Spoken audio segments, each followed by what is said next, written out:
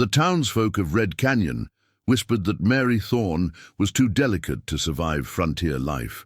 Standing barely 5 feet tall, she endured their mockery as she stubbornly worked her barren claim. But when the massive shadow fell across her, land one dawn, she didn't reach for her rifle. The Apache they called Nash Doitso, a warrior whose hands could crush stone, approached with purpose in his eyes, not to raid, but to build. His tribe had watched her respect the sacred land, while others desecrated it. What could drive this feared warrior to labor for weeks, raising walls of stone and timber for a white woman half his size? Before we jump back in, tell us where you're tuning in from, and if this story touches you, make sure you're subscribed. Because tomorrow, I've saved something extra special for you. Mary Thorne clutched her mother's patchwork quilt tighter around her shoulders as the night chill crept through the cracks of her makeshift shelter. The tattered edges, once lovingly bound by her mother's hands, had frayed further during the 6 months since Mary had staked her claim in Red Canyon territory. Each night, she wrapped herself in this last connection to her past, remembering. Her mother's words, "There's strength in being small, Mary girl, like a sparrow, light enough to ride the wind when others are grounded by their weight." Those words had carried her through the lonely miles after the influenza took both her parents, leaving her orphaned at 16. They sustained her through the wagon train journey west, where she'd served as helper to a missionary family who'd abandoned her at the first sign of Indian trouble. Too small to be of real use, Mrs. Hargrove had declared, leaving Mary with only her quilt, a battered valise, and $7 to her name. Red Canyon hadn't welcomed her any more warmly. "Look at that tiny thing," the women had whispered that first day as she'd stepped off the stage, barely bigger than a child. "Too delicate for frontier life," another added, not bothering to lower her voice. "Too small to bear children." Came the cruelest cut, followed by knowing laughter. Mary had straightened her spine, lifting her chin as she'd walked toward the general store. Inside, she'd asked about work, only to be met with barely concealed amusement. "Not much call for doll-sized help around here," the shopkeeper said, eyeing her 5-foot frame.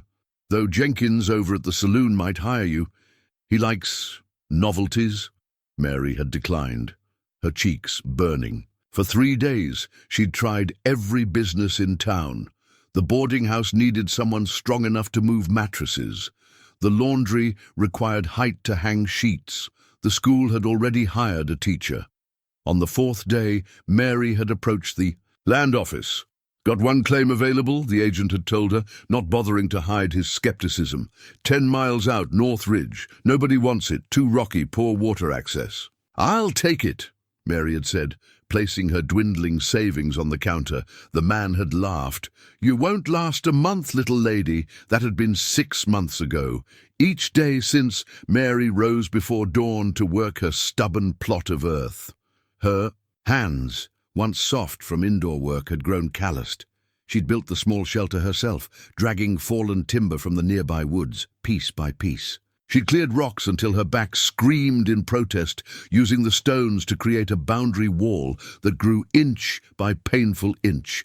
The whispers followed her on her monthly trips to town for supplies. "Still out there, is she?" Surprising she hasn't. "Blown away in the wind, waiting for the Indians or the wolves to get her, I reckon." Mary ignored them, purchasing only what she absolutely needed: flour, salt, coffee, ammunition for the small revolver she carried but had never fired. It was during her 3rd month that she first noticed him, a tall figure silhouetted against the evening sky along the ridge above her claim. Mary had frozen, hand moving instinctively toward her gun, but the figure had made no threatening move. He simply watched, as still as the ancient juniper trees that dotted the landscape.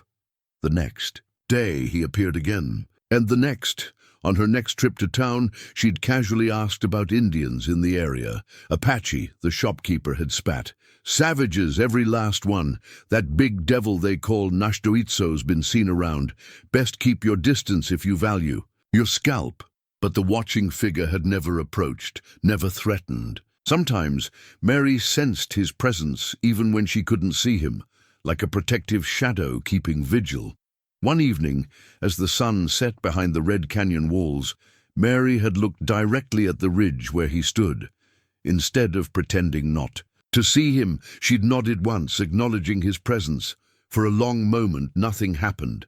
Then, almost imperceptibly, the tall figure had nodded in return, before melting into the gathering darkness.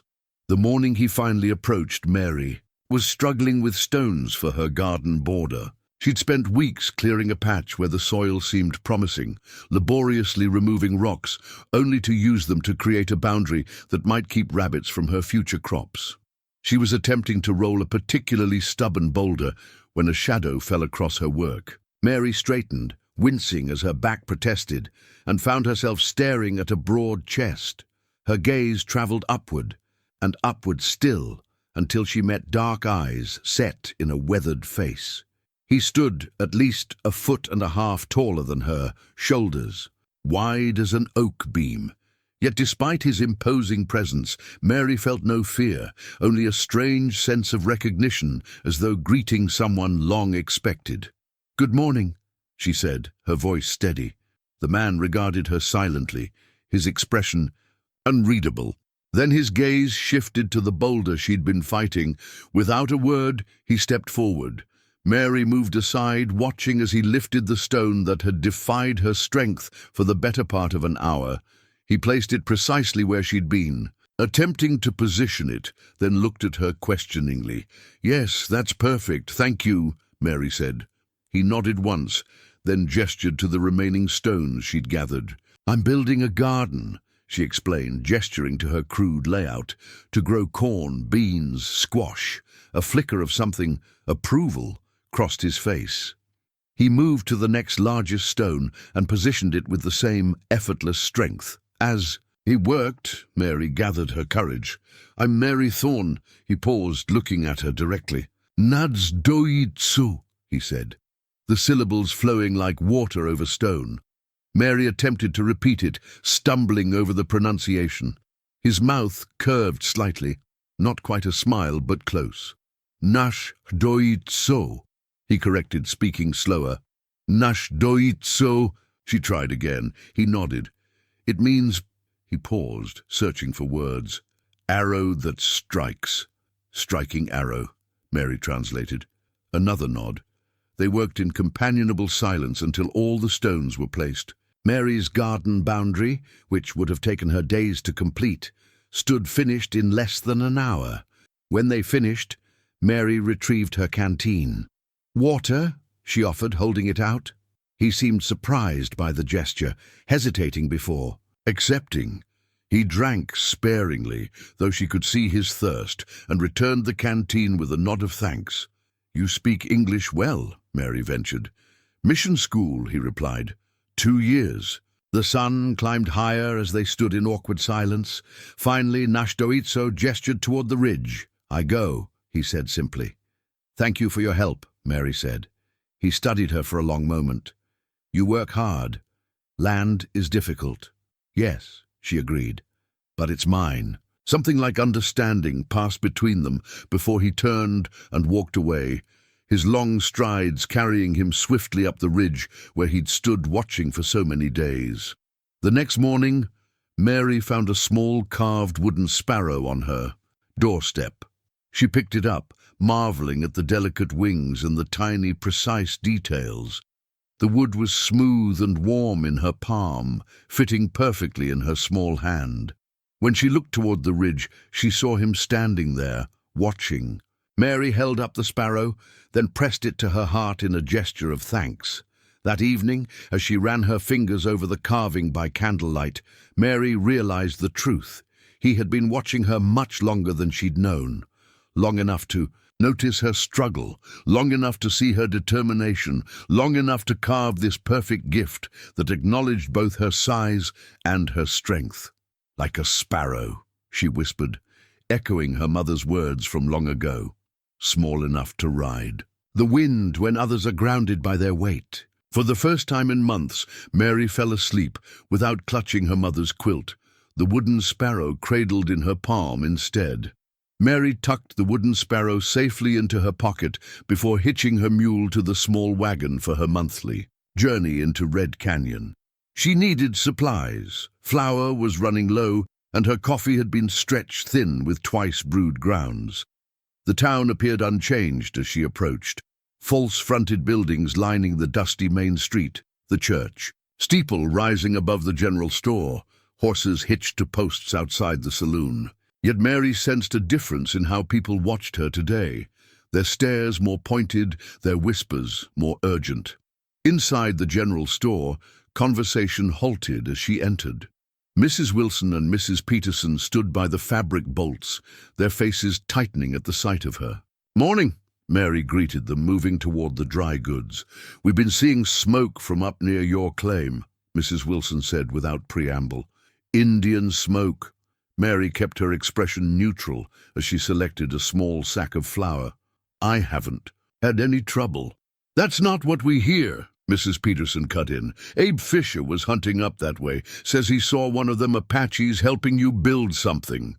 "Mr. Náshdóítso assisted me with some heavy stones," Mary confirmed, keeping her voice even. "For my garden." Mrs. Wilson's eyes widened. "You know its name? You speak with it?" "Him," Mary corrected quietly. "And yes, we've spoken." The storekeeper, Mr. Gaines, approached with a frown.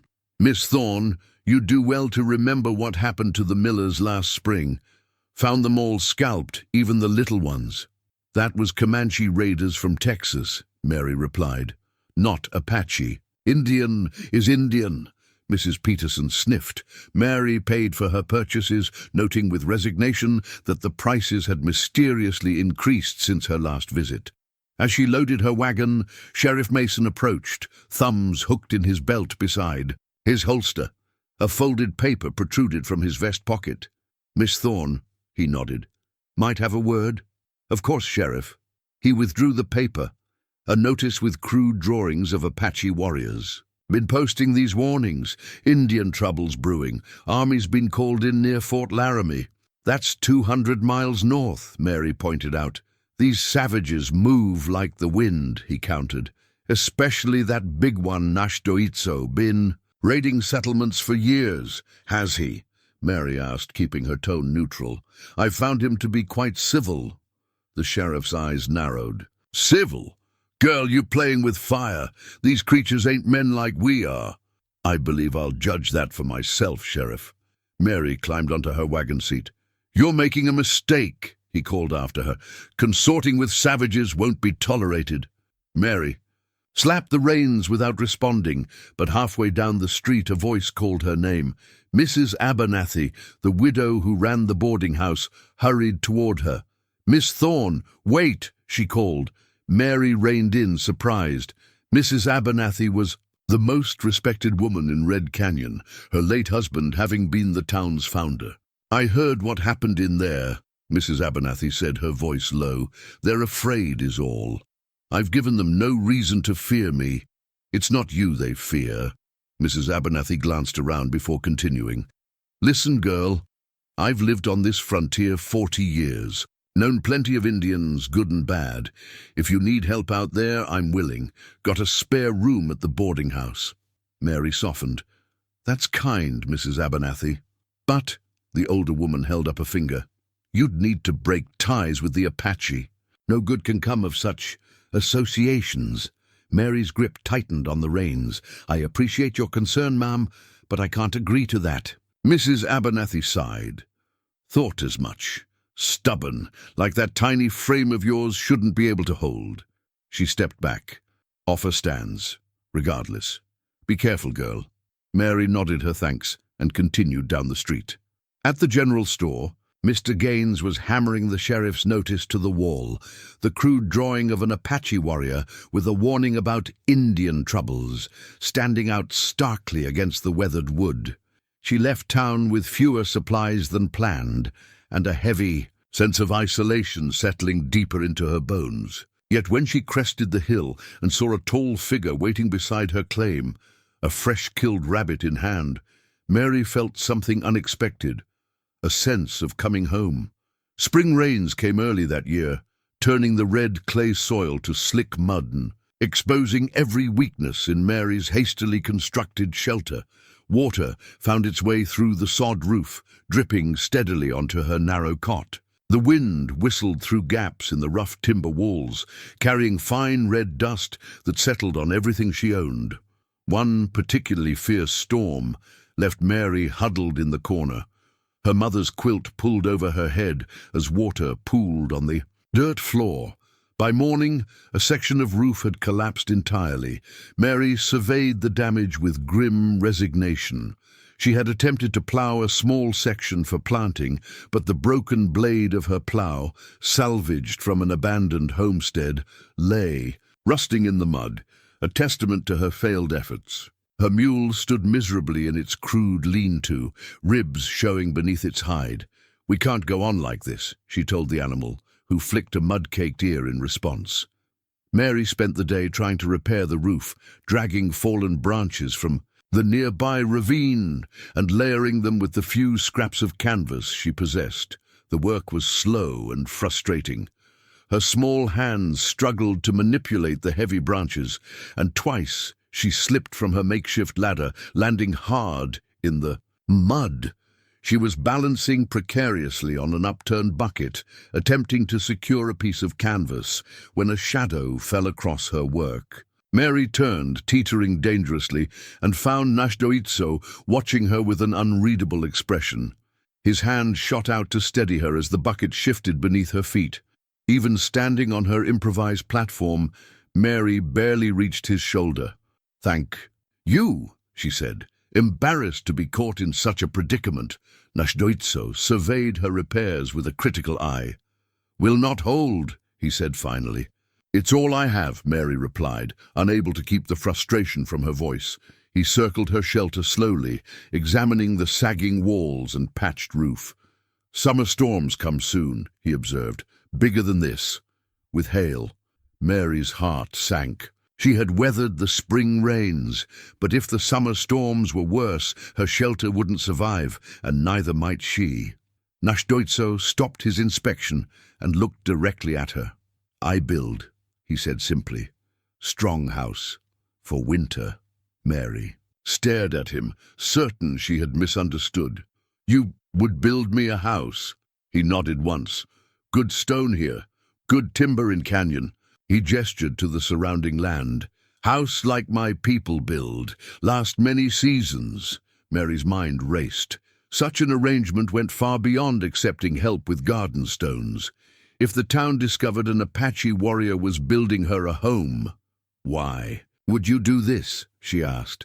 Náshdóítso was silent for a long moment. "You respect land," he said finally, "not like others."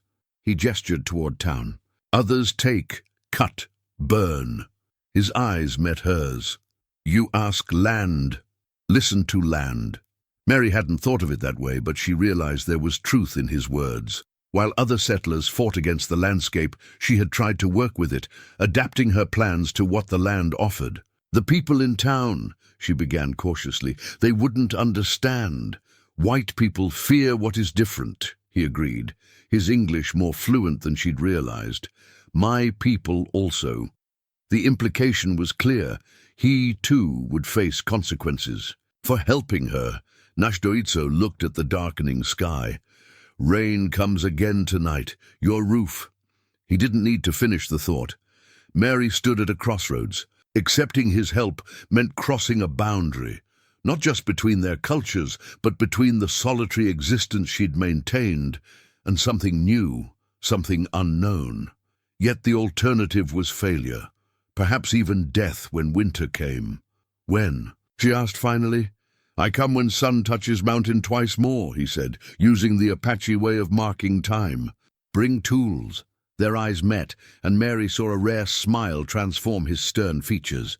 She nodded once, a simple gesture that somehow felt momentous. "I'll be ready," she said. As Náshdóítso departed, Mary fingered the wooden sparrow in her pocket. The decision was made. For better or worse, their paths were now linked in a way neither could fully foresee. True to his word, Náshdóítso returned 2 days later, as the sun crested the eastern mountains. He arrived leading a sturdy paint horse laden with tools, an axe with a stone head bound to a wooden handle, digging implements fashioned from bone and wood, and several pouches containing unknown materials. Mary had spent the intervening days clearing the area near her garden, envisioning where a proper house might stand. She'd chosen a spot sheltered by the ridge, where the winter winds wouldn't hit directly. Náshdóítso studied her chosen location, then shook his head. "Not here," he said, gesturing for her to follow. He led her to a slightly elevated area 30 paces to the east, where the ground sloped gently toward the south. Kneeling, he placed his palm flat against the earth, eyes closed as if listening. "Here," he announced. "Ground speaks good here." Mary was skeptical. "It's more exposed to the wind." Náshdóítso shook his head. "Wind good, takes smoke, brings cool air in summer." He pointed to the position of the sun. "Winter sun touches here all day, warm." Mary realized he was right. The spot would receive sunlight throughout the shorter winter days, while her chosen location would fall into shadow by early afternoon. "I defer to your wisdom," she conceded. A hint of a smile touched his lips. "First, we ask permission." From one pouch he produced a small handful of what appeared to be cornmeal. Kneeling again, he murmured words in Apache, sprinkling the meal in a circle around the building site. Then he produced a second pouch containing tobacco, offering a pinch to the 4 directions before placing it in a small hollow he'd dug in. The center. Mary watched, fascinated.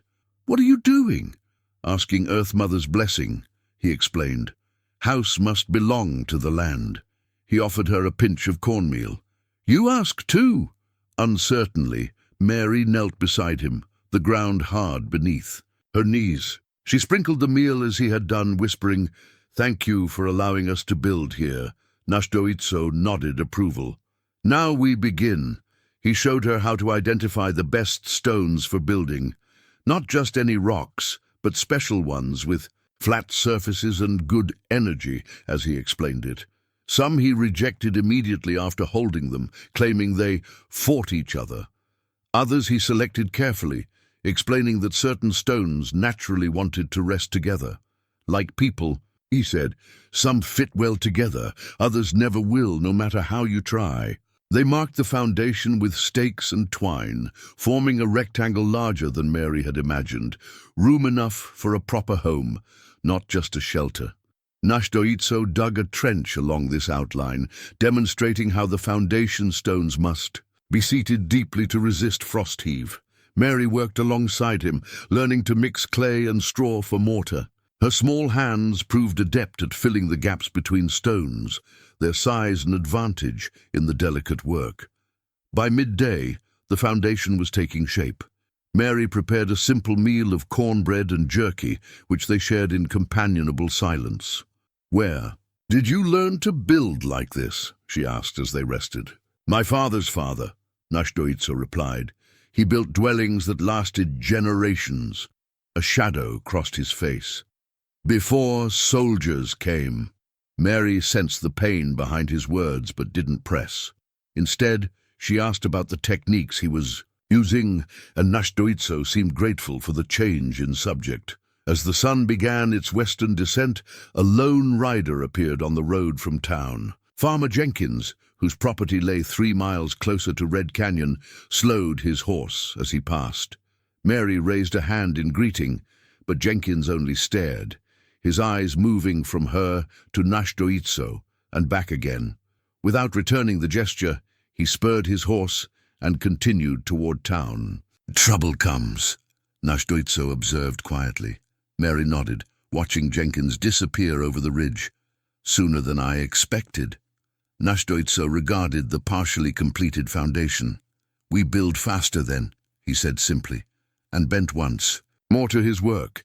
As Mary joined him, lifting a stone that would have been impossible for her a month earlier, she realized that more than a house was being constructed on this patch of red earth. Something else was taking shape, something both fragile and strong, like the carefully selected building stones that would support the walls of her new home.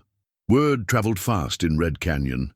By nightfall of the day, Jenkins had ridden past Mary's claim. Sheriff Mason had called an emergency town meeting at the church. Nearly every resident packed the small wooden structure, their voices creating a steady hum of speculation and concern. "Saw it with my own eyes," Jenkins declared, standing beside the sheriff at the front of the room. "That savage Apache, the big one they call Náshdóítso, building something on her land, working side by side they were, like it was the most natural thing in the world." Murmurs rippled through the crowd. "She's consorting with Indians now?" Mrs. Peterson's voice rose above the others. "I knew that girl wasn't right. Tiny as she is." Sheriff Mason raised his hands for quiet. "Folks, we got a situation here. That Apache's a known troublemaker. Army's had a price on him since the Mitchell family massacre 3 years back." "Then arrest him," someone called. "It's not that simple," Mason replied. "He's on private property invited by the owner." "She can't invite a savage onto her land," Mr. Gaines protested. "It ain't decent." "Actually, she can." The calm voice came from the back of the room, where Mrs. Abernathy stood, her silver-streaked hair pulled into a severe bun. "Homestead law gives her that right, same as any of you." Sheriff Mason frowned. "Catherine, you can't be defending this." "I'm defending the law, John," Mrs. Abernathy replied. "The same law that protected me when I was a widow alone on my claim. After Herbert passed, Miss Thorne has broken no statutes. She's bringing danger to our community," Mason argued, "encouraging Indians to come closer to town." Mrs. Abernathy moved forward through the crowd. "Perhaps we should ask why a young woman alone would seek help from an Apache rather than from her neighbors." Her gaze swept the room, lingering on. Those who had mocked Mary. "Have any of you offered her assistance, or merely judgment because of her size?" An uncomfortable silence followed. "That's different," Mrs. Wilson finally said. "We didn't want to encourage her folly. She's not suited to homesteading." "And yet," Mrs. Abernathy noted dryly, "she's survived 6 months alone while proving up her claim. More than some men have managed." The meeting continued, voices growing. Heated. In the end, Sheriff Mason appointed 2 young men, his son Thomas and James Wilson, to investigate the situation at Mary's claim. "Don't provoke," he instructed them. "Just make our concerns clear. The girl may not understand the danger she's in." Mary discovered the note the next morning, nailed to the door of her old shelter. The rough paper bore a crude drawing of a hanging figure and the words, "Indian lovers not welcome." She was still staring at it when Náshdóítso arrived. Without a word, he took the paper from her trembling hands, studied it briefly, then crumpled it. "They threaten," he said simply. "Yes." Mary's voice was steady despite her fear. "They don't understand." Náshdóítso's dark eyes met hers. "They understand. They fear." They returned to their work with renewed purpose, the foundation now complete, and the first course of wallstones being laid. Mary had just positioned a stone when hoofbeats approached from the direction of town. 2 riders appeared, young men Mary recognized as Thomas Mason and James Wilson. They reined in their horses a cautious distance away, hands resting near their holstered pistols. "Miss Thorne," Thomas called, his voice carrying more bravado than confidence. "Sheriff sent us to check on your welfare." "As you can see, I'm perfectly fine," Mary replied, not pausing in her work. The young men exchanged glances, clearly unsettled by her calm demeanor. Their eyes kept darting to Náshdóítso, who continued laying stones as if they weren't present. "Ma'am, you don't seem to understand the situation," James said. "That Indian's dangerous. You need to send him away." Mary straightened, wiping clay from her hands. Though she stood nearly a foot shorter than either of the young men, her voice rang with authority. "This is my land, Mr. Wilson. Mr. Náshdóítso is here at my invitation." Thomas's hand tightened on his pistol.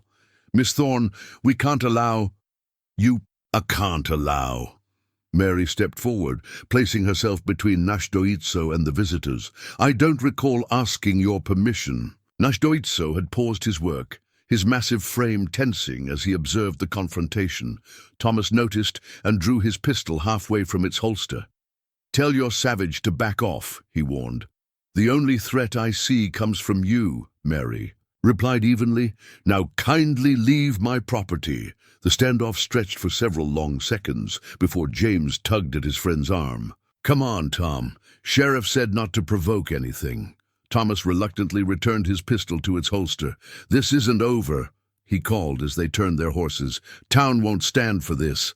After they disappeared over the ridge, Mary's legs finally gave way.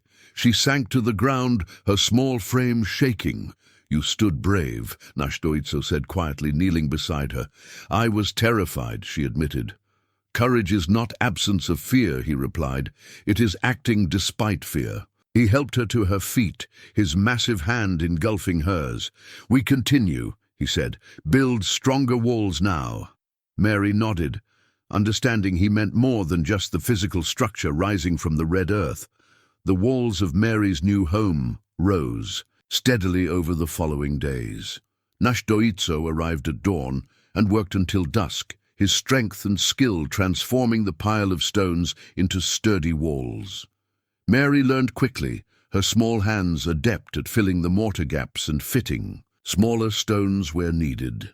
One evening, as sunset painted the canyon walls crimson, they sat beside the fire Mary had built for cooking. She stirred a pot of beans while Náshdóítso shaped a piece of wood with his knife, his large hands surprisingly delicate in their movements. "What is that?" Mary asked, nodding toward a smooth stone implement he had used earlier. "Metate," he replied, "for grinding corn." He demonstrated, placing a handful of dried corn kernels on the stone's concave surface, then using a smaller stone to roll across them, reducing the kernels to coarse meal. "My mother had something similar," Mary said, accepting a handful of the ground corn, though hers was metal. "Stone is better," Náshdóítso explained. "Gives flavor, strength." Mary added the corn to her pot. "Would you teach me more about preparing food your way?" Something shifted in his expression, surprise, perhaps, that she would want to learn his customs. "Tomorrow," he agreed. "I bring more." They ate in companionable silence as stars appeared overhead. Finally, Mary gathered her courage to ask the question that had lingered since they began working together. "The mission school you mentioned, is that where you learned English?" Náshdóítso nodded, his expression darkening. 2 years. Missionaries took Apache children, cut hair, changed names. His hands, resting on his knees, clenched slightly. "Called me Joseph." "That's terrible," Mary said softly. "I ran away.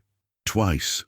Second time they let me go." A ghost of a smile touched his lips. "Too much trouble," they said. "How old were you?" 12 summers. He looked at her directly. "Old enough to remember who I was." Mary nodded, understanding the significance. "And after?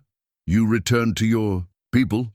"Yes, became warrior, fought soldiers." He paused, seeming to weigh whether to continue. "Had wife, son." The past tense wasn't lost on Mary. "What happened to them?" Pain flashed across his face. "Sickness, white man's disease, smallpox." He looked away. 3 winters passed. "I'm so sorry," Mary whispered. Náshdóítso was silent for a long moment. "You? Family?" Mary told him about losing her parents to influenza, being taken in by the missionary family, only to be abandoned. She explained how she'd worked as a laundress, saving every penny for a claim of her own. "They said I was too small," she confided, voicing the hurt that had driven her. "All my life, too small for real work, too small to marry, too small to matter. I wanted to prove them wrong." "Size is not strength," Náshdóítso observed. "Coyote is smaller than wolf, survives better." Mary smiled at the comparison. "Is that how you see me, as a coyote?" "Coyote is clever, adapts." His eyes held hers across the fire. "Survives." From his pack, Náshdóítso withdrew a small book, a surprise that made Mary's eyes widen. "You can read?" she asked. "Some words," he admitted. "Missionaries taught." He handed her the book, a tattered Bible. "You read?" Yes, though I only have one book. Mary showed him the dog-eared copy of Robinson Crusoe she'd carried west. It's about a man alone on an island, building a life from nothing. Like you, Náshdóítso observed. Like us, perhaps, Mary replied softly. As darkness settled fully around them, Mary read aloud from her book, pausing occasionally to explain words Náshdóítso didn't know. In return, he taught her Apache words for the stars, the mountains, the animals that shared their territory. Two people from different worlds, sharing languages beneath the vast desert sky. The house, taking shape beside them, was built of stone and timber, but something else was being constructed between them. A bridge across differences that had seemed insurmountable. When Náshdóítso eventually rose to leave, Mary handed him her book. To practice, she said. Until tomorrow. He accepted it carefully, as if holding something precious. Until tomorrow, he agreed. After he disappeared into the darkness, Mary sat alone by the dying fire. For the first time since arriving, in Red Canyon, she felt the weight of isolation lifting from her shoulders. In its place grew something unexpected, hope, fragile as a seedling, but just as determined to thrive. The house walls stood nearly complete, but the roof remained unfinished when dark clouds began gathering over the western mountains. Nash Doitso studied the horizon with concern. Bad storm comes, he warned. Water will rise in canyon. Mary glanced at the normally dry wash. It's been empty since I arrived. Desert rain, different, comes fast, fills canyon quickly. They worked to cover the open top with canvas, securing it with stones. The wind picked up, carrying the scent of rain. Mary had never seen the sky turn such a peculiar greenish-grey. We must go to higher ground, Náshdóítso insisted as the first heavy drops fell. Mary hesitated, looking toward her old shelter. My mother's quilt. No time, he repeated urgently. The decision was made for them as the heavens opened. Rain fell in sheets, instantly turning the red soil to slick mud. Mary had never seen such a deluge. They headed for the ridge, fighting against wind that threatened to knock Mary off her feet. A tremendous crack of lightning struck a juniper tree nearby, splitting it down the middle. The concussion knocked Mary to her knees. Before she could rise, Náshdóítso lifted her bodily from the ground. I can walk, she protested. Too slow, he replied, and she couldn't argue. His long strides carried them swiftly upward. They reached a cleft in the ridge, a shallow cave. Outside, the storm had turned day to twilight. Mary stared in horror as the dry wash became a raging river. Water swirled around her old shelter, which was already collapsing. My things, she whispered. Things can be replaced, Náshdóítso said quietly. Life cannot. The water rose higher, threatening the foundation of her new house. Will it hold? Mary asked anxiously. Foundation is good, walls strong, but depends on how long water stays. As night fell, Mary began to shiver violently, her clothes soaked through. Náshdóítso removed his leather vest and draped it around her shoulders. It engulfed her small frame, but the warmth from his body was welcome. What about you? She asked. I am used to elements, he replied. The temperature dropped further. Despite the vest, Mary's teeth chattered uncontrollably. Wet clothes must come off, Náshdóítso said matter-of-factly, or fever comes. Mary's eyes widened. I will not look, he promised, turning his back. He handed her a dried deerskin from his pack. Practicality won over modesty. Mary quickly removed her sodden clothes, wrapping the soft deerskin around herself. It smelled of smoke and pine. Náshdóítso built a small fire with what little dry wood could be found. The meager flames provided more light than heat. Still cold, he observed, watching her huddle closer. He moved beside her and carefully placed an arm around her shoulders. The heat of his body was like a stove on a winter night, and Mary leaned into his warmth. Body heat prevents cold sickness, he explained, his voice neutral. Yes, Mary agreed softly. Practical, As her shivering subsided, Mary became acutely aware of his strength and the steady rhythm of his heartbeat against her ear. "Thank you," she murmured, drowsiness overtaking her, "for saving me." As sleep claimed her, she felt the gentle pressure of his chin resting briefly on her head, and heard words in Apache she didn't understand, but somehow felt the meaning of nonetheless. Morning broke clear and brilliant after the storm.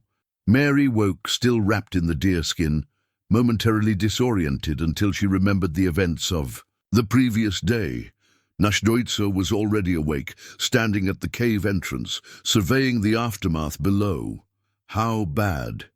Mary asked, joining him. "Water has gone down," he replied. "Your house stands." Relief flooded through her as she saw he was right. While her old shelter was a collapsed ruin, the new stone walls had withstood the flash flood. The canvas covering had partially torn away, but the structure itself appeared sound. Together, they descended the ridge, picking their way carefully through mud and debris. The landscape had been transformed overnight, new gullies carved where none had existed, boulders moved, trees uprooted. Near the ruined shelter, Náshdóítso found her, trunk miraculously intact though mud-splattered. Inside, her spare dress and undergarments were damp but wearable. He carried the trunk to the new house, setting it inside the stone walls before retreating to allow her privacy to change. When Mary emerged, Náshdóítso was kneeling by the split juniper tree that had been struck by lightning. "Good sign," he said, running his hand along the charred wood. "Lightning tree has power. This will be part of your house. Center beam." They spent the morning salvaging what they could. By midday, they had cleared enough debris to resume work on the house.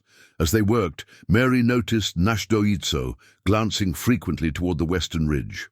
Following his gaze, she eventually spotted what had captured his attention. A single eagle feather stuck upright in the mud near where the old trail had been. "What is it?" she asked. "Message," he replied. "Another Apache watches." Mary's hands stilled. "Friend or enemy?" "Friend, to me." His expression remained guarded. "Not sure about you." As if summoned by their conversation, a figure appeared on the ridge. Another Apache man, younger than Náshdóítso, but with the same proud bearing. He carried no visible weapons, but moved. With the wariness of one ready for trouble, Náshdóítso raised a hand in greeting. After a moment's hesitation, the visitor descended toward them. "Natu," Náshdóítso said by way of introduction. "My cousin's son." The younger man nodded curtly to Mary, his eyes assessing her with undisguised suspicion before turning to speak rapidly to Náshdóítso in Apache.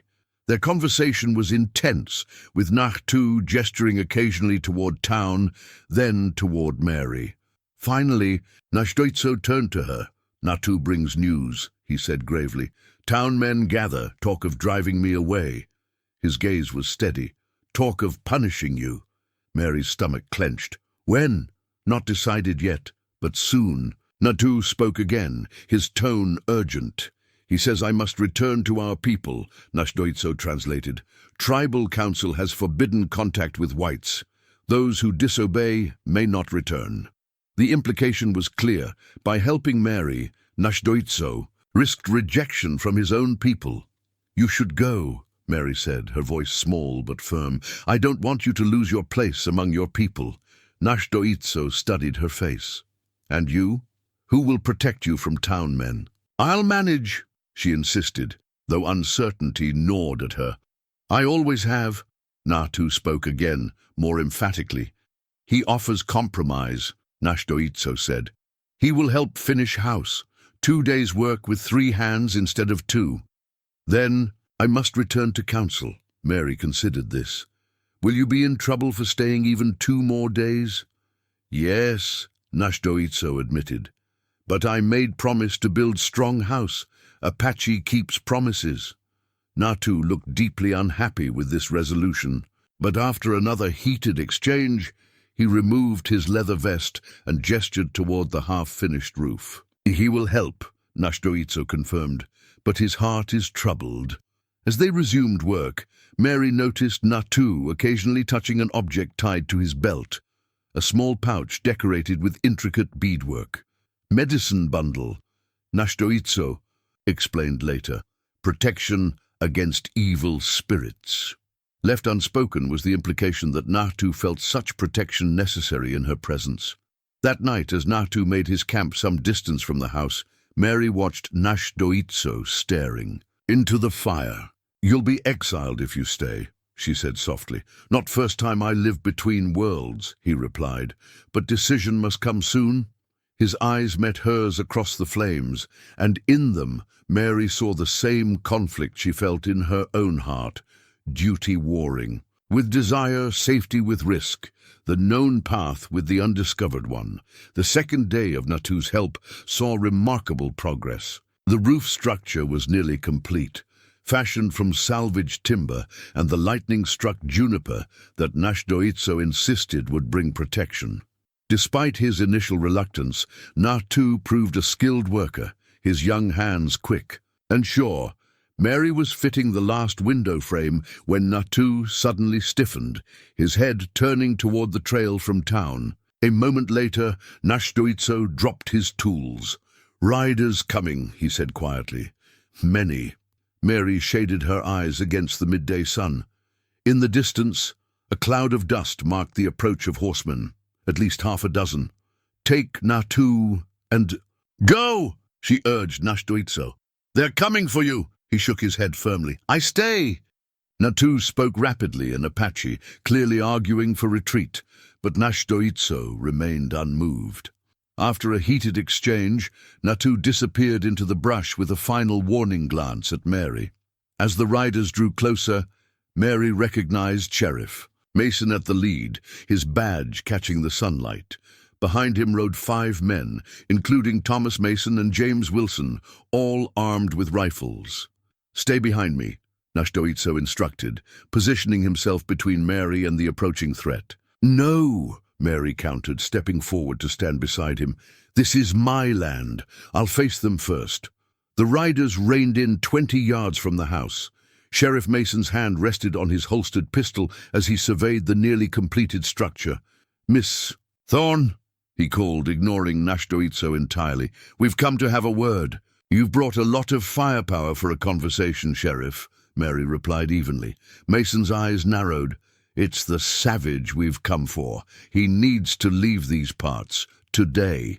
Mr. Náshdóítso is here at my invitation, helping me build my home." "That's going to end now," Mason stated flatly.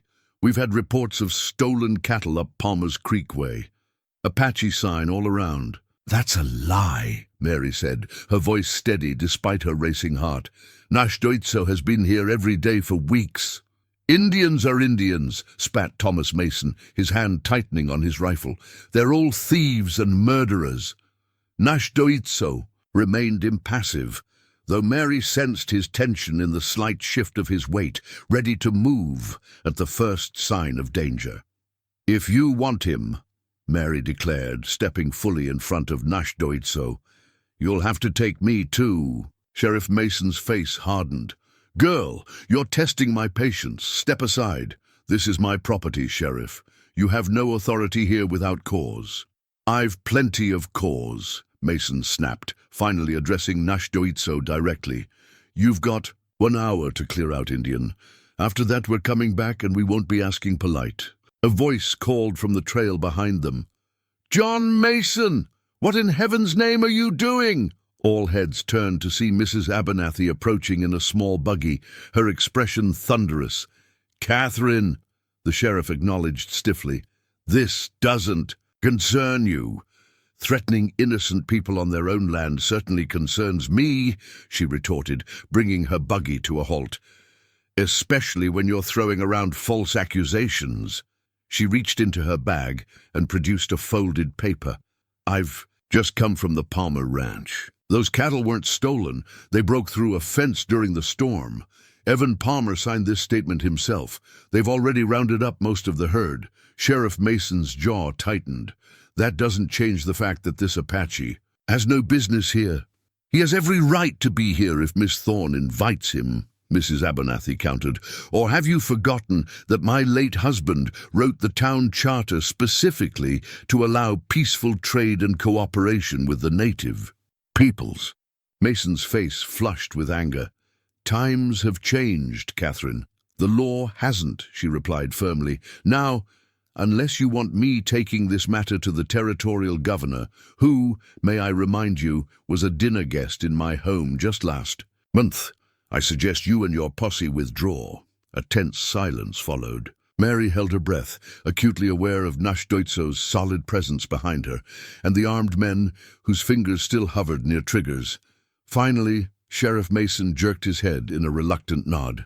"We're leaving, for now," his cold gaze fixed on Náshdóítso. But this isn't over. As the riders turned their horses, Thomas Mason called back, "Watch yourself, little woman. People who lie with dogs get fleas, or worse." Only when the dust from their departure had settled did Mary realize she was trembling.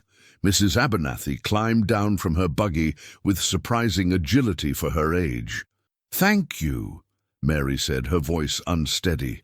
"I don't understand why you would. Help us." "I've lived in this territory 50 years, Mrs. Abernathy replied, "seen too much hatred based on fear and ignorance."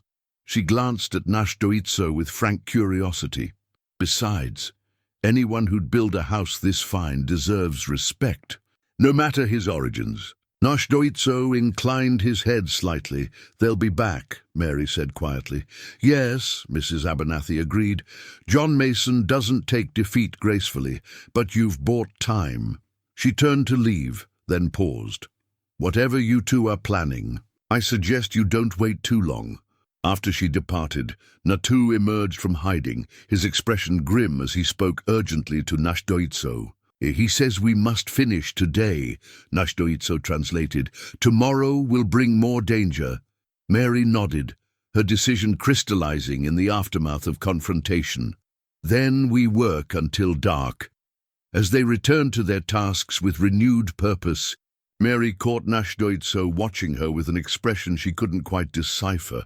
Respect, certainly, but something more, something that made her heart quicken despite the lingering fear. They worked with desperate intensity until darkness forced them to stop. At first light they resumed, knowing that time was against them. The roof beams were in place, with the lightning-struck juniper forming the central support, but they still needed to add the covering of sod and clay that would keep out rain. "Not enough hands," Náshdóítso observed grimly. "Need more help." As if in answer, a wagon appeared on the trail. Not from the direction of town, but from the scattered homesteads to the north. Mary recognized Ethan Miller, whose family farmed 20 acres of hard-won land 5 miles away. "Miss Thorne," he called, pulling his team to a halt. "Mrs. Abernathy sent word you could use some help with the raising." Behind him came another wagon, carrying the Cooper brothers, taciturn men who rarely came to town, but were known for their carpentry skills. A third wagon brought the Williams family, including their teenage twins, who immediately began unloading tools. Mary stood speechless as more neighbors arrived, people who had never shown her kindness before, now offering their hands and skills. Even more surprising was their matter-of-fact acceptance of Náshdóítso, offering nods of acknowledgement, if not outright friendship. "Mrs. Abernathy said you're building proper," Old Man Cooper remarked, inspecting the stone walls. "Solid work, better than most white men could do." By mid-morning, a dozen people were at work. The women had brought food which they spread on improvised tables. Children ran underfoot, assigned to carry water or fetch smaller tools. "Watch the ridge, Ethan," Miller warned quietly. "Sheriff's men have been patrolling since dawn."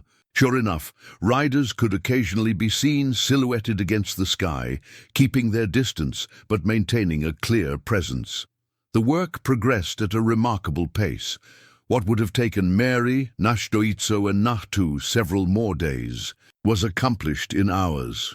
By mid-afternoon, the roof was complete, the door hung on leather hinges, and the single window fitted with oiled paper. As the sun began its descent, Náshdóítso approached Mary where she stood admiring the nearly finished home. One thing remains, he said quietly, holding out a flat stone the size of a dinner plate. Threshold stone. He knelt at the doorway, carefully removing the temporary stone that had marked the entrance. In its place, he set the new stone into a bed of wet clay mortar. "In my people's way," he explained, "those who build place their marks on threshold, for protection, for memory." He pressed his palm into the wet clay beside the stone, leaving a perfect imprint of his large hand. Then he looked up at Mary, his eyes holding a question. Understanding, she knelt beside him and pressed her much smaller hand into the clay on the opposite side.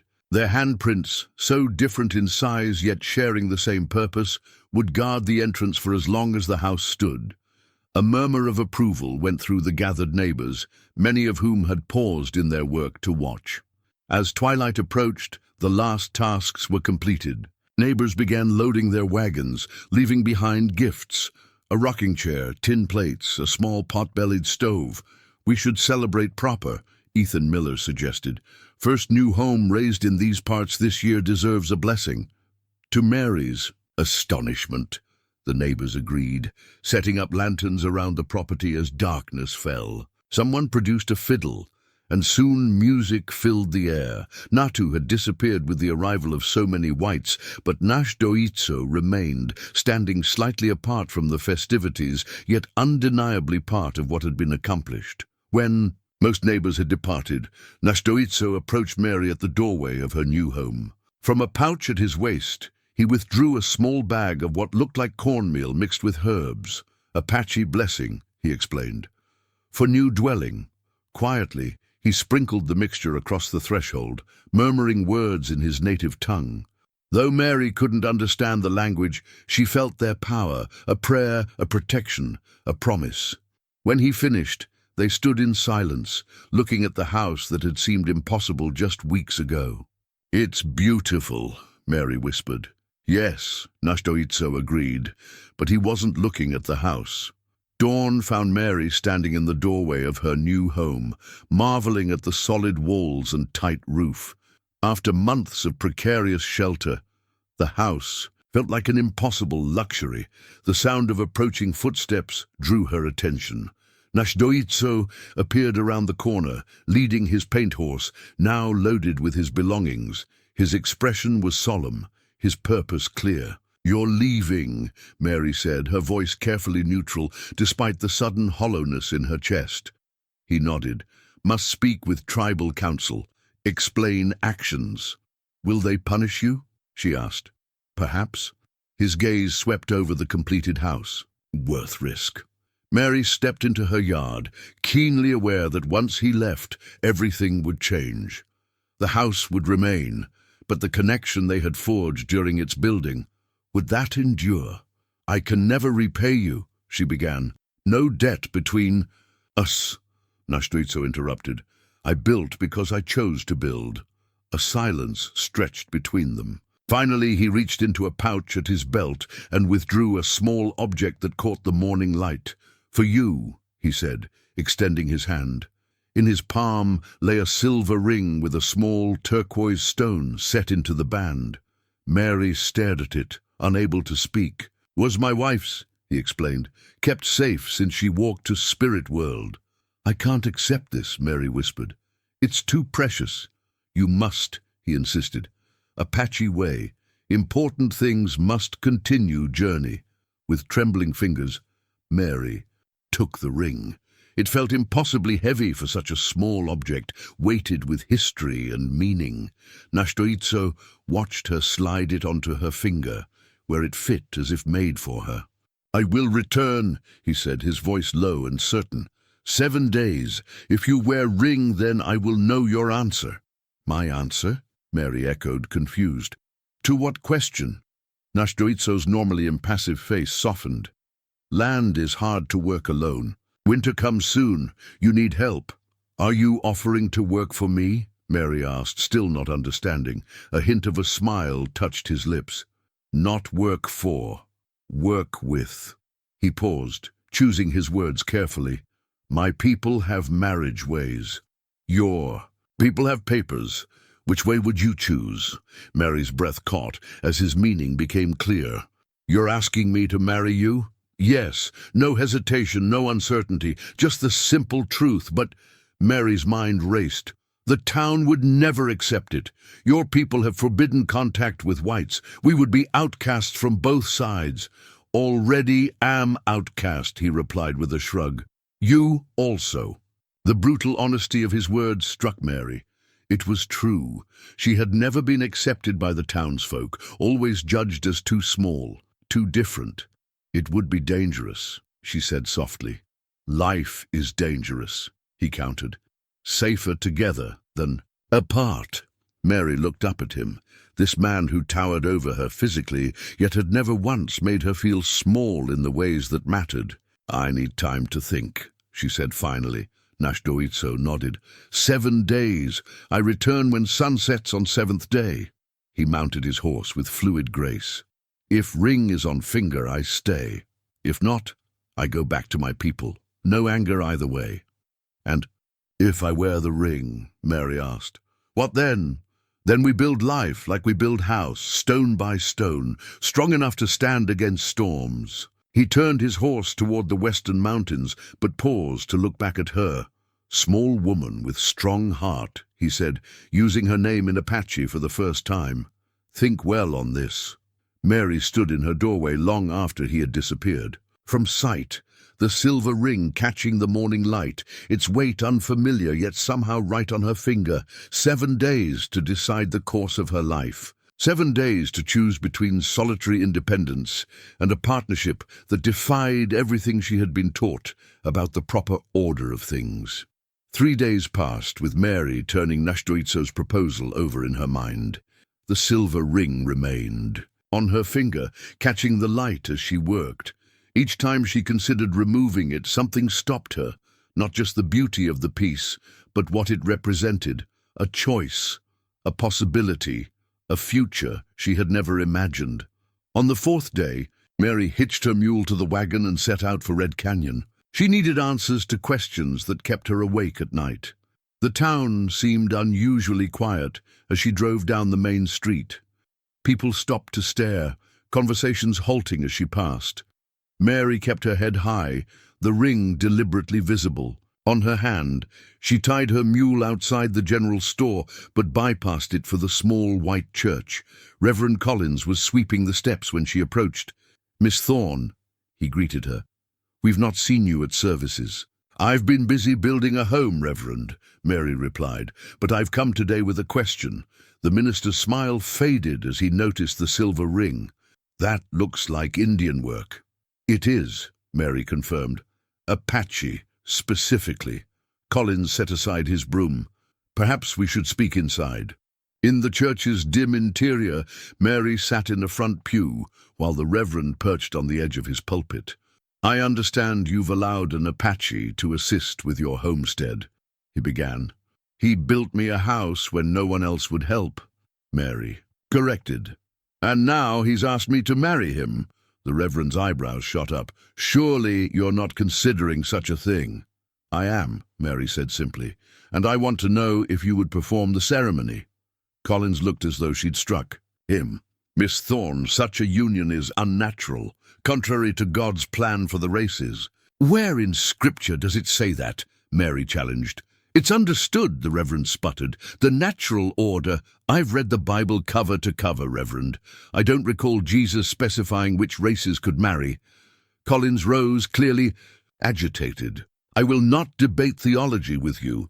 Such a marriage would be legal under territorial law, but I will not sanctify it before God. Mary stood as well. Thank you for your honesty, at least. Outside, Mary blinked in the bright sunlight, steadying herself against disappointment. She was walking toward the general store when Mrs. Abernathy called to her from across the street. Miss Thorne, a moment, please. The older woman approached, her shrewd eyes taking in Mary's expression. I see you've spoken with our good Reverend. News travels fast, Mary observed. In a town this size, like wildfire.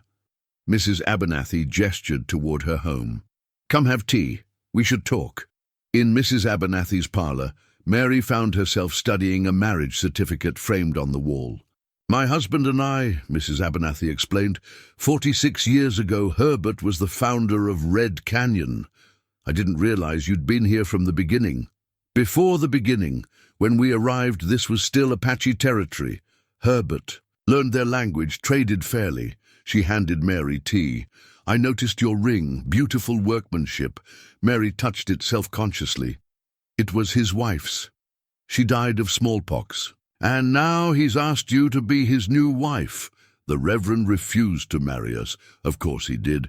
Narrow-minded fool. Mrs. Abernathy sipped her tea. But a marriage doesn't require a reverend. It requires a justice of the peace or a town founder's widow with the proper authorization. Mary stared at her. You could perform the ceremony? Herbert insisted I be deputized when he was away.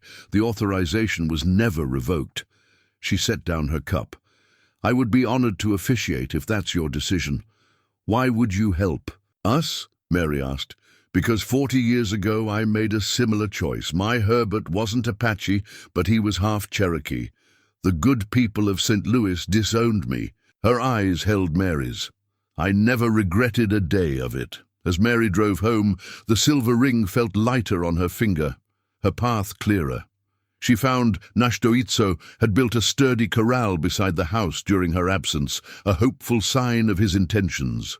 She touched the ring, her decision made. Not just a marriage of convenience, but a choice for a shared future. Stones and timber, yes, but also something far more precious. On the 7th day, Náshdóítso returned as promised. Mary stood in the doorway of her home, their home now, the silver ring gleaming on her finger. No words were needed. Her decision was clear in her eyes. Tomorrow, he said simply. First light, Apache Way. Mary nodded. And after we go to town, White Way. Something like wonder crossed his normally stoic features. Both ways? I want our marriage to stand in both worlds, Mary explained. Mrs. Abernathy will perform the legal ceremony. That night they spoke of practical matters, how they would expand the garden, add a lean-to for winter storage, strengthen the corral for the horses Náshdóítso planned to acquire. Behind these mundane discussions lay a deeper current of anticipation, of lives about to intertwine irrevocably. Before dawn, Natu arrived unexpectedly, his presence a surprise to Mary. Though clearly uncomfortable, he carried a large bundle. Wrapped in hide, he comes as witness, Náshdóítso explained. Important in Apache marriage, validates bond to people. From the bundle, Natu withdrew a wedding blanket, its design unlike any Mary had seen. Traditional Apache patterns were woven alongside symbols she recognized from her own culture. Crosses, hearts, stars. He made this? Mary asked, awed by the workmanship. His mother, Náshdóítso corrected. Natu's request shows acceptance. As the first light touched the eastern sky, they climbed to a flat rock overlooking the canyon. Natu built a small fire, then retreated to a respectful distance. Náshdóítso took Mary's hands in his massive ones. In Apache way, he explained. Marriage is walking same path, not one leading, one following, together. He taught her the ceremonial words, patient as she struggled with the unfamiliar language. They spoke of harmony with earth, sky, and each other, of strength in unity, like stones fitted together in a wall. When the ritual words were complete, Náshdóítso unwrapped a small leather pouch containing sacred pollen. He sprinkled it in a circle around them, then on their joined hands. Now we feed each other, he instructed. From another pouch came small cakes of cornmeal sweetened with pine nuts. Mary accepted the morsel he placed in her mouth, then offered him the same. The simple act of nourishment, symbolic of their promise to provide for one another, moved her more deeply than she'd expected. Finally, Natu approached with the wedding blanket, which Náshdóítso draped around both their shoulders, binding them together. Now we are one in eyes of Creator, Náshdóítso said softly. They descended the ridge as the sun cleared the horizon, married in the Apache way, but with another ceremony still to come. Mrs. Abernathy's parlour had been transformed. Fresh wildflowers adorned every surface, and chairs had been arranged to create a small chapel-like setting. To Mary's surprise, a handful of guests were present. The Miller family, the Cooper brothers, and several other homesteaders who had helped raise the house. "Hope you don't mind the audience," Mrs. Abernathy whispered. Word got around. Mary felt a surge of gratitude for these neighbours who had chosen acceptance over prejudice. Even more surprising was the appearance of Reverend Collins, standing uncomfortably at the back of the room. "He won't officiate," Mrs. Abernathy explained, following Mary's gaze. "But he came. That's something." The ceremony was brief but dignified. Mrs. Abernathy read from territorial law concerning marriage, then from her husband's Bible, passages about love and commitment that transcended the Reverend's narrow interpretations. When it came time for the vows, Náshdóítso surprised Mary by speaking in clear, careful English. "I promise to protect, to provide, to respect, to build life with you, stone by stone." Mary's voice wavered as she responded, "I promise to stand beside you, to share your burdens and joys, to build our home on trust and respect." Mrs. Abernathy, "Produce the marriage certificate, the legal document that would protect their union in white society." As they signed, Mary was struck by the contrast between this paper ritual and the profound simplicity of the Apache ceremony at dawn. "By the authority vested in me," Mrs. Abernathy proclaimed, "I pronounce you husband and wife." A hesitant cheer went up from the small gathering. Several women came forward with small gifts, a hand-stitched quilt, preserves, seed packets for the garden. As they prepared to leave, Reverend Collins approached them, his expression troubled but resolute. "I still don't approve," he said stiffly, "but Herbert Abernathy was a good man who believed in fair treatment for all. For his widow's sake, I'll ask the congregation to respect your marriage, if not celebrate it." It wasn't acceptance, but it was a beginning. They rode home in Mary's wagon, legally wed, the marriage certificate carefully stored in Mary's trunk. Above them, clouds gathered for an afternoon shower, promising life-giving water for their garden. 2 ceremonies, Náshdóítso observed. 2 worlds. 1 life, Mary replied, her small hand finding his larger one. Together. 2 months passed, the rhythm of married life settling over Mary and Náshdóítso like the blanket they had been wrapped in during their Apache ceremony. Summer eased toward fall, and their homestead flourished under their combined efforts. The garden, replanted after the flood, now yielded vegetables in abundance. Náshdóítso had acquired 2 horses, a sturdy gelding for ploughing, and a spirited mare he was training with remarkable patience. They had expanded the corral and built a small stable beside it, working together with the easy coordination of those who understand each other's movements. Some neighbors had begun to accept them. The Millers stopped by occasionally with fresh milk or butter, accepting vegetables in exchange.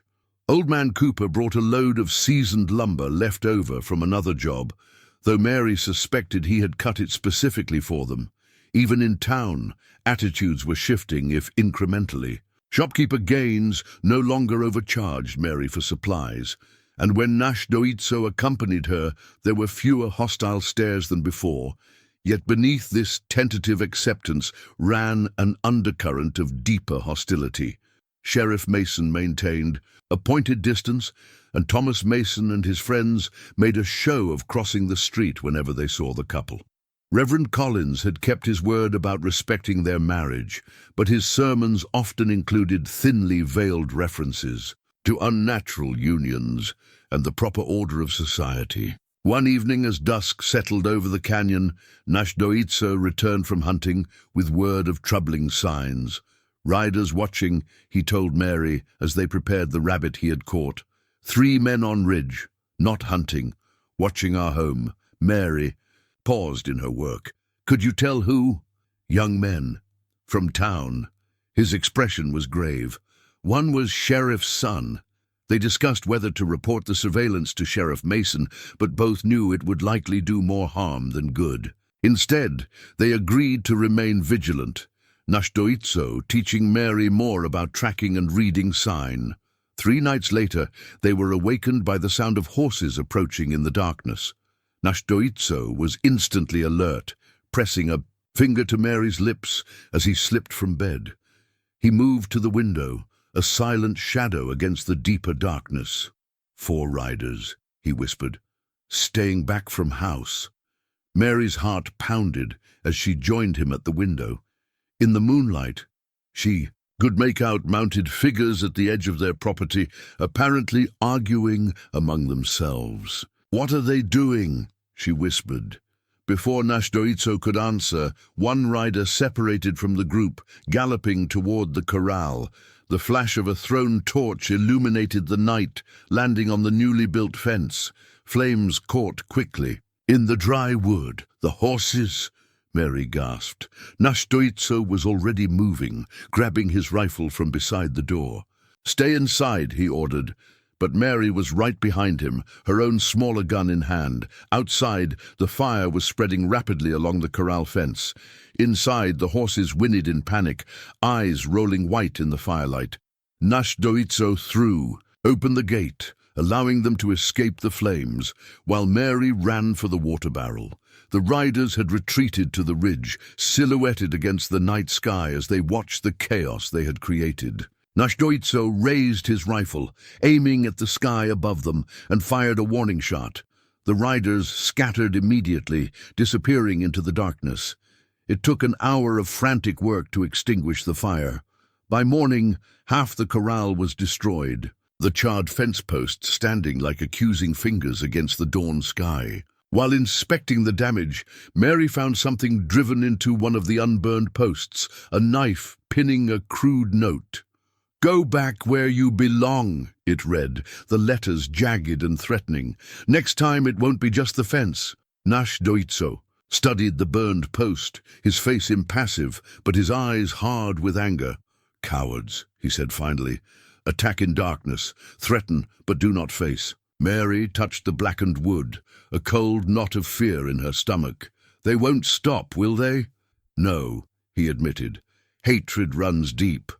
That afternoon, as they worked to rebuild the damaged corral, a single rider approached from the direction of town. Mary reached for her gun, but Náshdóítso stilled her hand as he recognized Mrs. Abernathy's buggy.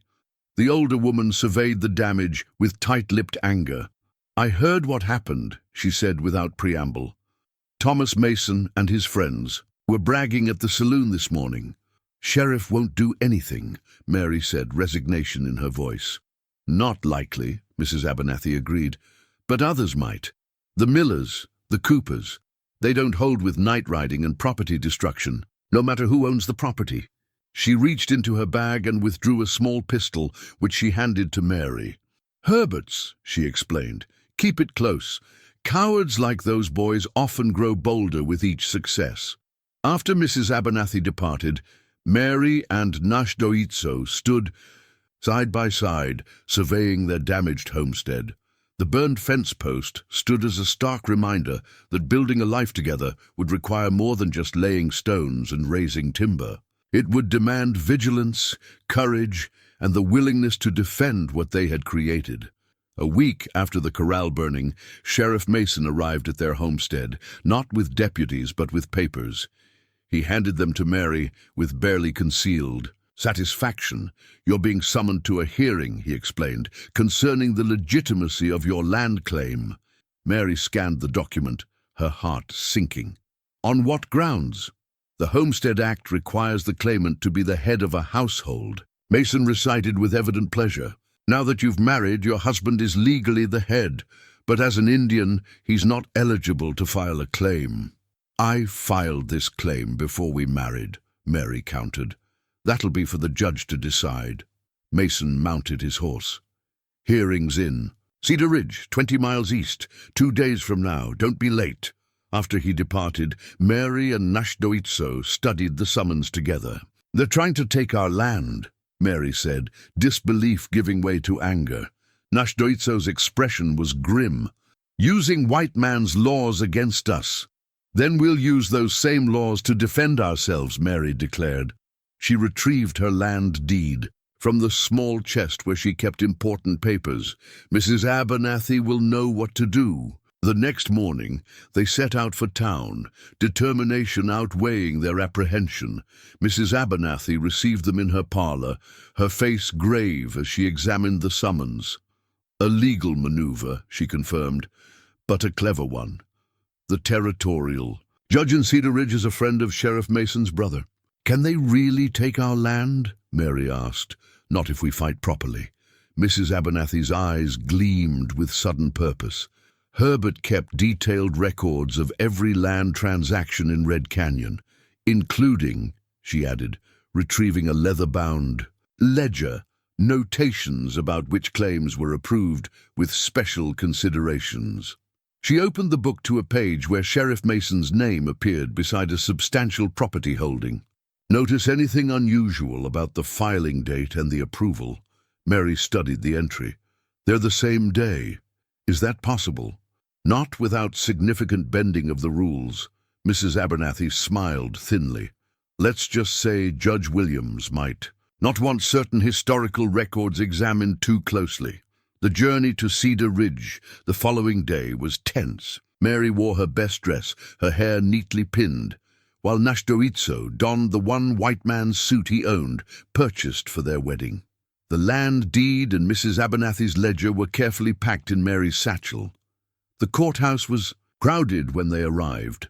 Word of the unusual case had spread, drawing curious onlookers from surrounding settlements. Sheriff Mason sat with his son and several town council members from Red Canyon.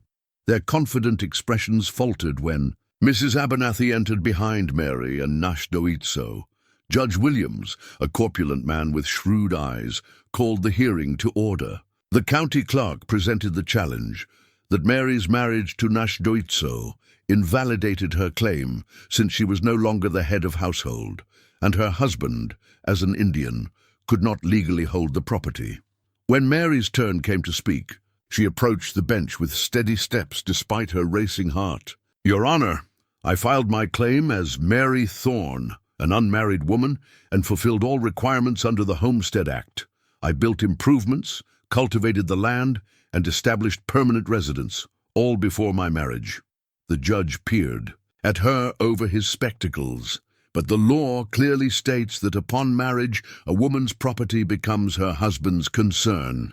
"With respect, Your Honor," Mary continued, "the Homestead Act specifically allows unmarried women to file claims precisely because we have the same capacity as men to improve the land. My subsequent marriage doesn't erase the improvements I made or the legal claim I established." She placed her land deed on the judge's bench. "Furthermore, I've had my husband's name added to the deed, not as a transfer of ownership, but as joint tenancy. The original claim remains valid under my name." Sheriff Mason surged to his feet. "She's married to an Apache. Indians can't own property." "Actually," Mrs. Abernathy interjected, stepping forward with her ledger, "the territorial statutes make no specific prohibition against indigenous people owning property if they've established permanent residence away from tribal lands. And there are precedents." She placed the open ledger before the judge, her finger pointing to specific entries. The judge's face darkened as he read. "Sheriff Mason," he said slowly, "approach the bench." Their whispered conference lasted several minutes, the judge's expression growing increasingly stern. Finally, he straightened and gavelled for attention. "I find no legal basis to invalidate Mrs. Thorne's original claim," he announced. "The property remains legally hers, with joint tenancy extended to her husband as recorded in the amended deed. This case is dismissed." The ride home was quiet, the victory tempered by awareness of what they had nearly lost.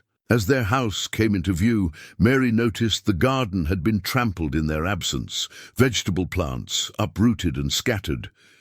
"They won't stop," she said softly. Náshdóítso took her hand. "But neither will we. Word of the court decision spread quickly. The vandalism of Mary and Náshdóítso's garden was met with unexpected consequences. 6 families from outlying homesteads arrived the following day, bringing seedlings, tools, and ready hands to repair the damage. Can't have neighbors going. Hungry come winter, Old Man Cooper declared, as if daring anyone to question his presence. Mary watched in amazement as settlers worked alongside Natu and 3 other Apache men who had arrived with him. Ancient enemies united in the simple act of pressing seeds into soil. Your husband had an idea, Ethan Miller explained, as he helped rebuild a garden row. Said we should share knowledge. Your Apache friends know plants that survive drought, better than what we brought from back east. By midday, the garden was not just restored but improved, with new irrigation channels designed by Natu. The communal work evolved into an impromptu gathering as more neighbors arrived, some bringing food, others lumber to repair the damaged corral. Sheriff Mason observed from the road. When Mrs. Abernathy drove up and engaged him in conversation, he finally approached, visibly uncomfortable. Mrs. Thorne, he corrected himself stiffly, I want to make it clear that while I may not approve of your situation, the law's been upheld. You've the same right to protection as any citizen. It wasn't an apology, but it was an acknowledgement. The closest thing to acceptance they were likely to get from him. Does that mean you'll investigate who burned our corral? Mary asked. Mason's gaze slid toward his absent son. If you make a formal complaint, yes. Mary glanced at Nash Doitso, who gave a nearly imperceptible shake of his head. That won't be necessary, Mary replied. We're rebuilding, moving forward. As the day progressed, the gathering became a genuine celebration. Someone produced a fiddle, and Nash Doitso surprised everyone by taking it up with evident skill, a remnant of his mission school days. The music drew more people, curiosity overcoming prejudice. Mary found herself explaining their stone-building techniques to fascinated listeners, while nearby, Natu demonstrated traditional methods of preserving food that required no salt. When twilight approached, Náshdóítso called for attention. In his careful English, he thanked everyone who had helped. Today shows what possible when people work together, he concluded. My wife and I invite all to share meal, share knowledge, make communities stronger. Mary stood beside him, acutely aware of how far they had come from those first suspicious encounters.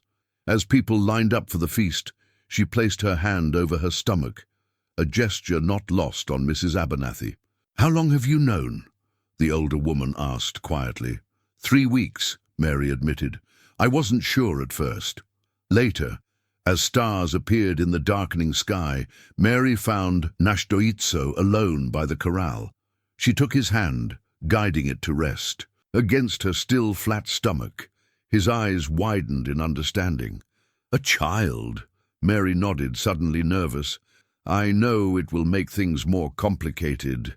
He silenced her with a gentle touch to her lips. New life is gift, not complication. The celebration continued around them. Settlers and Apache alike sharing food and conversation, the barriers between them not gone, but perhaps slightly lowered. As the evening deepened, Mary and Náshdóítso stood on their porch, watching the unexpected community that had formed on their homestead. His arm encircled her shoulders, while her hand rested protectively over their growing child. They said I was too small to survive out here, Mary mused. Too small to build a home, too small to matter. Náshdóítso looked down at her, a rare smile transforming his stern features. Small woman, build big life, he said. Like small seed grows to feed many. Together they watched as one of the Apache men showed a settler child how to make a simple toy from corn husks, the child's laughter bridging ancient divisions. Much like the child they would welcome when spring returned to the canyon, a new generation that would know both worlds, and perhaps in time help others see that differences need not divide. In their home built of stone and timber and determination, Mary finally understood what her mother had tried to tell her long ago.